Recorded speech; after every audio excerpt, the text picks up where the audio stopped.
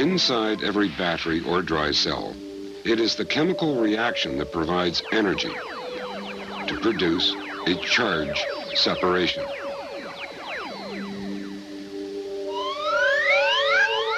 If the two electrodes are then connected with a conductor and a bulb, the result is a simple electric circuit in which a flow of electrons occurs.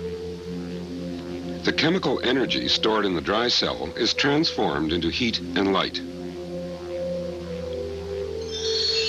We can also represent the dry cell like this. The electrical charge flows past a specific point in the circuit at a particular rate. This is called current and is measured in amperes. Since electrons are so very small, charge is measured in coulombs. A single coulomb of negative charge consists of 6.25 times 10 to the power of 18 electrons. When 1 coulomb of charge passes a specific point in the circuit, each second, the current is 1 ampere. Current, however, isn't the only important characteristic of a circuit. You can see that the current flowing through both bulbs is the same. Yet, one bulb is glowing more brightly than the other.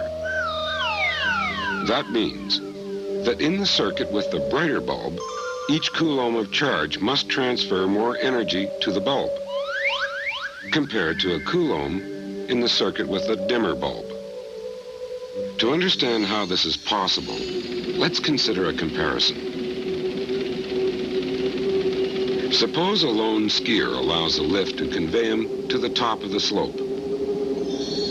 In doing so, he acquires what we call gravitational potential energy. But what if he makes a wrong turn and ends falling off the edge of a cliff? When the skier leaves the edge of the cliff, the gravitational potential energy he gained in rising to the top is converted to kinetic energy as he falls to the snow below.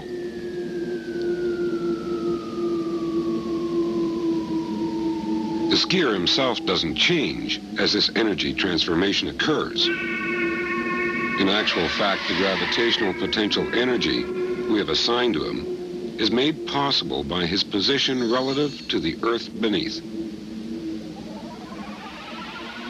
If the Earth were to disappear, he would not have that gravitational potential energy and would therefore not have to worry about falling.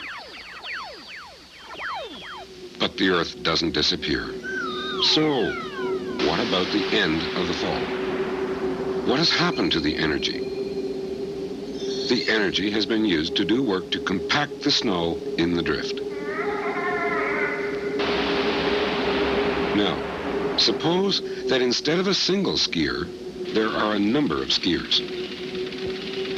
As it was before, as each individual skier moves up the slope, he gains gravitational potential energy. This time, however, each skier comes down more sensibly. The gravitational potential energy is only partly transferred to kinetic energy. Most of the potential energy is depleted to do the work of throwing aside the snow. As we watch this cycle, we can see that energy is being transferred from the ski lift motor to the skiers, who in turn transfer it to the snow. Now we can view an electrical circuit in the same way. Instead of a ski lift, we have a source of electrical current, such as a dry cell. Instead of a slope, let's use a length of heating element from a device like a toaster, connected to the dry cell by wires. Instead of skiers, we have coulombs of charge that are going around the circuit. Just as a ski lift gives each skier gravitational potential energy, the chemical energy in the cell gives each coulomb of charge some electrical potential energy. The gravitational potential energy of the skiers was used up moving snow down the slope. As the charge flows through the heating element, the electrical potential energy is converted to heat. At the top and bottom of the slope, a skier may often glide without losing potential energy. Similarly, the connecting wires are chosen to allow coulombs of charge to pass through, with little loss of electrical potential energy. Now, consider 1 coulomb of charge. The amount of electrical potential energy this coulomb loses as it flows through the element from A to B is significant. The potential difference is the amount of potential energy lost by each coulomb of charge between A and B, often stated as the potential difference across AB. Potential difference is measured in volts and is given the symbol V. Potential difference is equal to the energy in joules transferred by each coulomb of charge. Suppose in this example we find that 3 coulombs of charge flowing through the heating element cause the element to give off 4.5 joules of heat energy.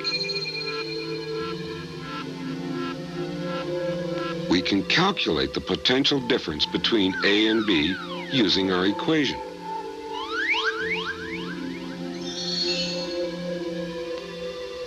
So, in this circuit, each coulomb of charge loses 1.5 joules of energy as it flows from A to B. Since potential difference is measured in volts, we can say that the potential difference across AB is 1.5 volts. The potential difference in volts can be measured between any 2 points,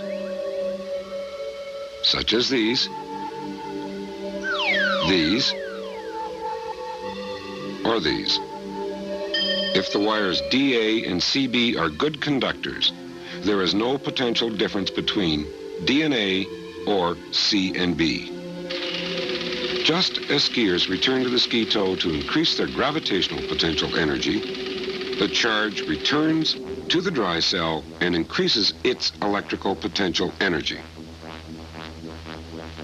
Each coulomb, which lost 1.5 joules of energy in flowing through the heating element, will gain 1.5 joules of energy as it flows through the dry cell. The potential difference across the dry cell is also 1.5 volts. Although here it is an increase in potential compared to a decrease in potential across the heating element. Recall those 2 circuits we saw earlier? The rate of charge flow through the 2 circuits was the same, but the potential difference across the bright bulb was higher. Why does the one bulb require a higher potential difference to produce the same current flow? It must have something to do with the nature of the bulb itself, and we'll investigate this property in the next program.